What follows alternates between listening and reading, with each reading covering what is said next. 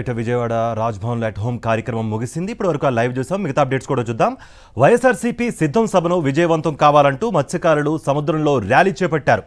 సముద్రంలో వందలాది బోట్లపై జాతీయ జెండా, వైఎస్ఆర్సీపీ జెండాను మత్స్యకారులు ఎగరవేశారు. భీమిలి వేదికగా జరిగే సిద్ధం సభను విజయవంతం చేస్తామంటూ మత్స్యకారులు నినాదాలతో హోరెత్తించారు.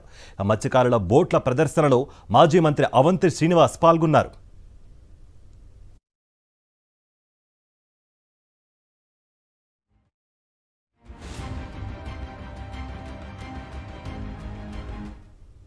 విజయవాడ రాజ్భవన్ అట్ హోమ్ కార్యక్రమం ముగిసింది. ఇప్పటివరకు లైవ్ చూసాం. మిగతా అప్డేట్స్ కూడా చూద్దాం. వైఎస్ఆర్సీపీ సిద్ధం సభను విజయవంతం కావాలంటూ మత్స్యకారులు సముద్రంలో ర్యాలీ చేపట్టారు. సముద్రంలో వందలాది బోట్లపై జాతీయ జెండా, వైఎస్ఆర్సీపీ జెండాను మత్స్యకారులు ఎగరవేశారు. భీమిలి వేదికగా జరిగే సిద్ధం సభను విజయవంతం చేస్తామంటూ మత్స్యకారులు నినాదాలతో హోరెత్తించారు. మత్స్యకారుల బోట్ల ప్రదర్శనలో మాజీ మంత్రి అవంతి శ్రీనివాస్ పాల్గొన్నారు.